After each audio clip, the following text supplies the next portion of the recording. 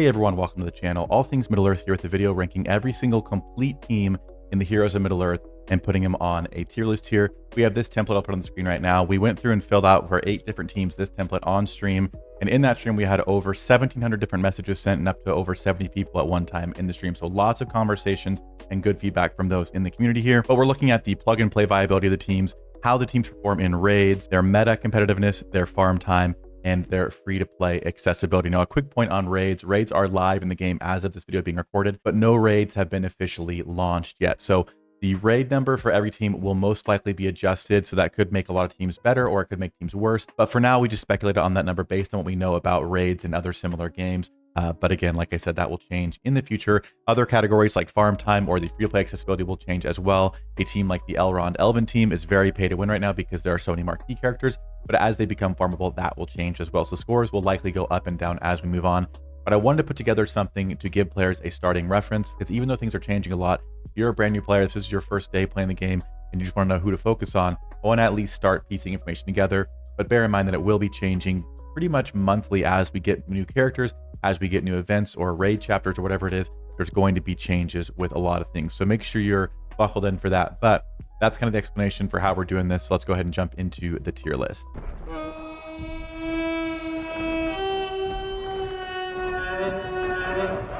Now, jumping in, all these graphics that we have on the screen here will be linked down in the description below. So if you want to check these out, save them for later, share them with someone, whatever you want to do, feel free to do so. But we went through and ranked things on stream in these different 5 categories and then added up a final score for them to kind of get an idea of where teams are at in the game currently. Again, a lot of these are subject to change, but I think we got to start somewhere. So let me know down below what you think about these, because there were some that were pretty debated, but I think as a whole, we had lots of people and lots of comments going through and kind of came to a general consensus here. So for the Elven team starting out, we have plug and play viability, which I'll do more of an explanation on this first team, and then the next 7 will do more rapid fire.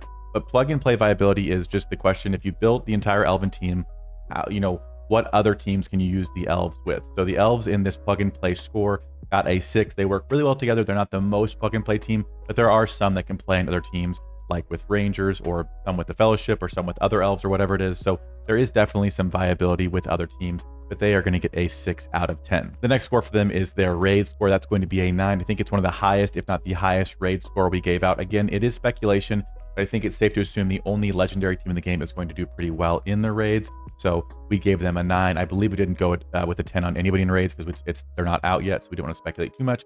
But the elves do receive a 9 there. Now, in terms of the meta, it's pretty agreed upon that the elves are the meta. Now, whether or not you're running all 5 or you're running 4 or even 3 of them, but you're running other really good plug and play characters like the Troll Brute or whatever, the elves and Elrond are fantastic. There is no doubting that, and they're definitely kind of what is forming the meta in this game. So they got the highest score in the meta category, being a 10. The farm time, again, the time that you will need as a player to farm and unlock them and then continue starring them up, the elves have one of the lowest scores at a 2 because there's a legendary character and several marquee characters that are not farmable yet. So it is one of the slowest, if not the slowest farm in the game, mostly because they're not actually farmable in the game currently. And last but not least, right above me is their free-to-play accessibility.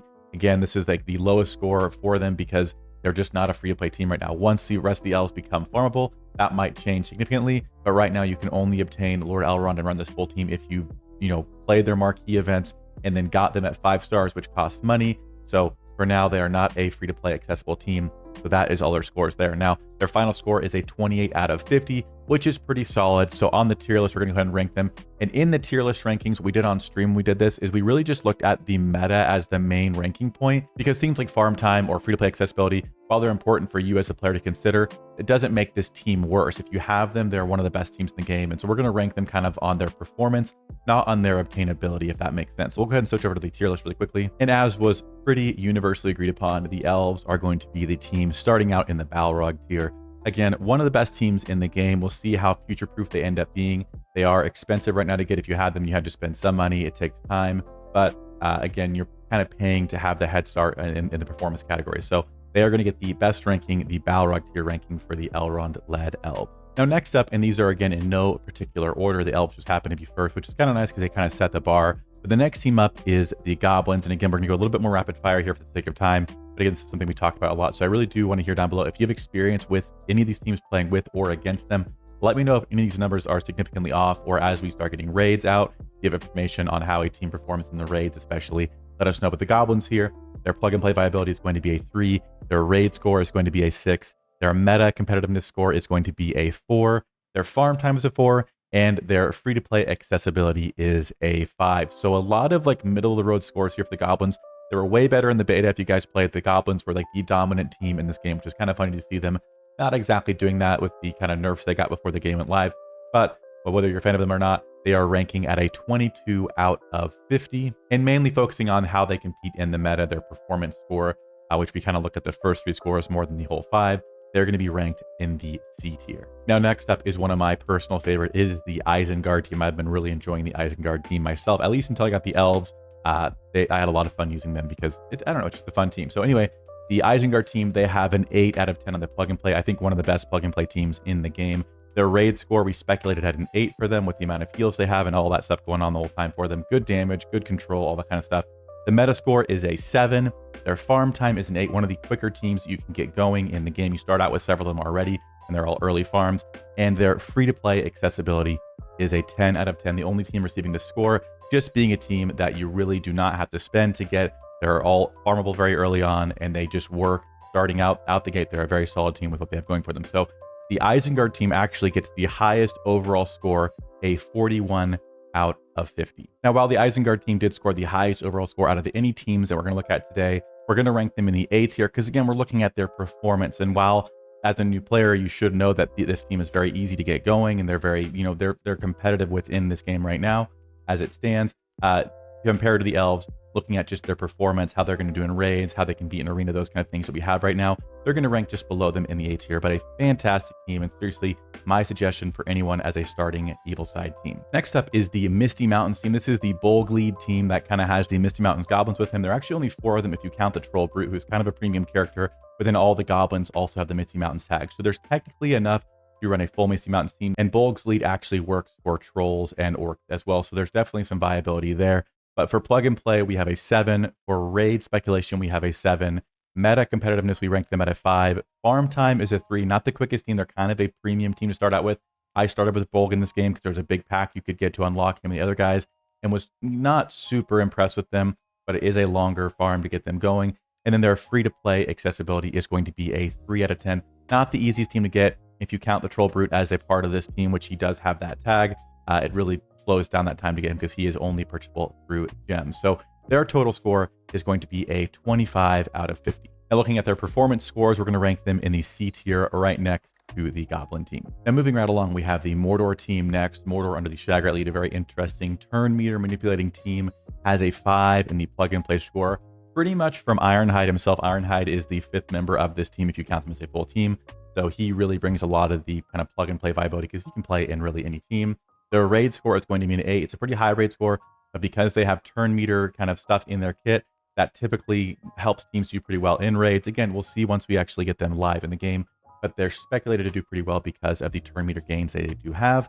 Their meta competitiveness is going to be a 5. Their farm time is a 6. And their pay to win or free to play accessibility is going to be ranked at an 8 out of 10, giving them a final score of 32 out of 50. Now we're going to rank Mordor in the B tier. They're a very solid team, but I definitely think they have a little bit more to prove. So we'll see down the road if they get more characters to fill that lineup out, because they're definitely not competing with the kind of best teams in the game, but they definitely can pose a risk. And I think their raid viability could make them more valuable as a team moving forward. So right now we're going to rank them in the B category, right in the middle. Now next up is the Ranger squad under the Halbrad lead. We have Strider, we have the brothers Eldon, Arwen, and then Miri. Their plug and play viability, one of the highest in the game, is going to be a 9.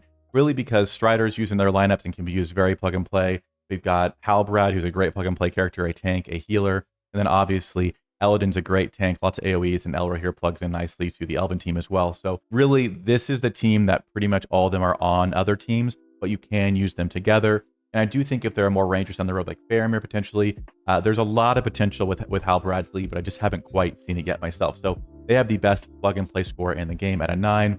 Their speculated raid score is going to be at an 8. Their meta competitiveness at a 5. The farm time is a 3. And the free-to-play accessibility is a 4 out of 10, giving them a 29 out of 50 overall. Looking at their kind of competitive scores there, we're going to rank them in the B tier as well, just below the Mordor team. I usually don't like splitting hairs on each tier. To me, it should be very obvious that the teams at the top are the best and the teams at the bottom are maybe the ones that should be avoided. If they're in the same category, they're usually very, very close, and it could definitely be debated. But we did on the stream rank them just below the Mordor team.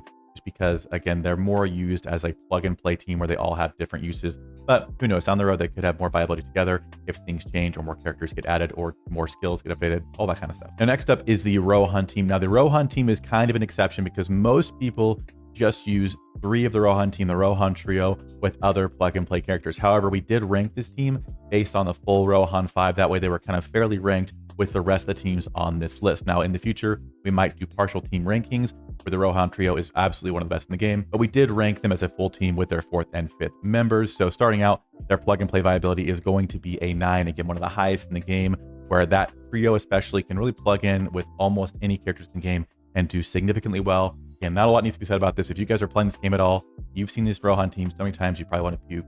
So they are extremely plug and play viable. Their next score is going to be an 8 on the raid score. Their meta competitiveness is going to be a 9. I think the second highest meta score we gave out. Just again, they speak for themselves. You see them all the time. So they're definitely very, very viable in the meta, kind of the free-to-play meta team, if you will.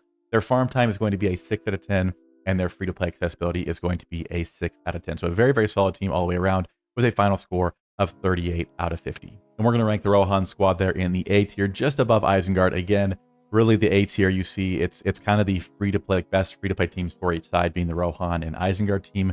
They're very tried and true. If you're new to the game, that would be my suggestion, is to run the Rohan trio specifically, and really the full Isengard 5 I personally like a lot, but you could go a lot of ways with it. But you kind of see there below the kind of meta elves, we have the really tried and true teams that have just stood the test of time so far. Now again, months and months down the road with new characters in, different teams might be more viable. So we'll see how this changes, but right now those two are very, very solid in terms of very accessible teams. Now last but not least, but kind of close to it, is the Road to Rivendell team, kind of the team that you start out with. You start with Strider and Frodo in the game at least. The rest of them you don't get till a little bit later. But this is ranking the full Road to Rivendell team with Sam included. In the plug and play category, we're giving them 5, really looking at Strider as the big kind of one carrying that, because he's got a great AoE, a triple strike. He's a very good character. Raid viability, we're giving them a 6. Meta competitiveness, we're going to give them a 4. Farm times a 4.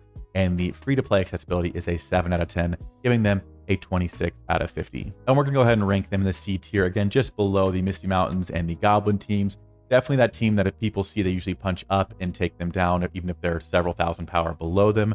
So right now, the Road to Rivendell team is not really turning a lot of heads. The devs have even said that the team is performing as intended and have no plans to change it. Now, as bigger gear levels come out, Gear 9 and Gear 10, do certain teams kind of function better together? We'll have to find that out. So whoever is the first person to take the Road to Rivendell to Gear 9 and 10, maybe we'll have a little interview and see how they're doing.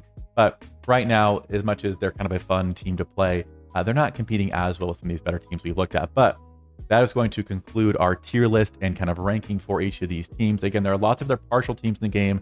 There are lots of characters with individual plug and play viability, which we will be covering very, very soon. So make sure you're subscribed so you don't miss out on that. But all these things, this tier list and all those little sheets we looked at, will be linked down below if you want to use them or look at them later. Feel free to do so. But appreciate you guys watching. And as always, I'll see you in a future video.